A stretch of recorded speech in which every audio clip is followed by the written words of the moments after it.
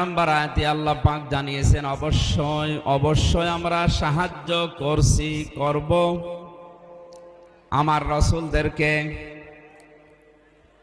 কারাগারের ভেতরে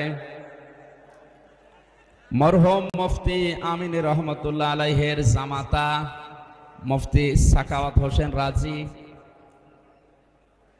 মাওলানা জোনায়েদ আল হাবিব, কওমি মাদ্রাসা কেন্দ্রিক প্রায় ৭৬ জন আলেম এবং আমি সহ এক জায়গায় আমরা দীর্ঘদিন ছিলাম।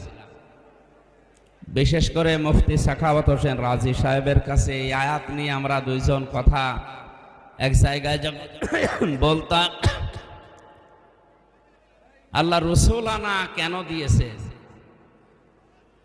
এবং রসুলদেরকে তিনি সাহায্য করবেন বলে কোরআনে অঙ্গীকার করলেন, তাও গ্যারান্টি দিয়ে, তাকিদ দিয়ে।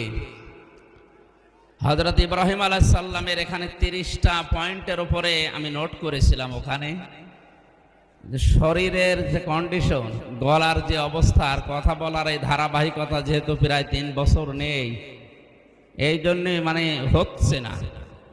2-1টা 5টা এভাবে হতে হতে চালু হয়ে গেলে ইনশাল্লাহ আবার, মানে আমার এক নানি শাশুড়ি ছিল, বলতো যে বক্তার গলা আর জুতার তলা সমান।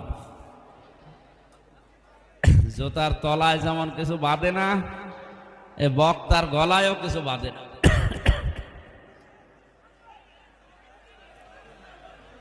এই মিডিয়ার এগুলো এত উৎসাহ করেছে, পেছনে মানুষ দেখতে পাচ্ছে না, তো এই জন্য ঝামেলা হচ্ছে। আপনারা একটু নিচু করে দিতে পারেন না? মানে এখন তো আর সম্ভব না, দিনের বেলায় অন্তত এখানে একটা যদি বাঁশ দিয়ে ঘিরে দিতেন।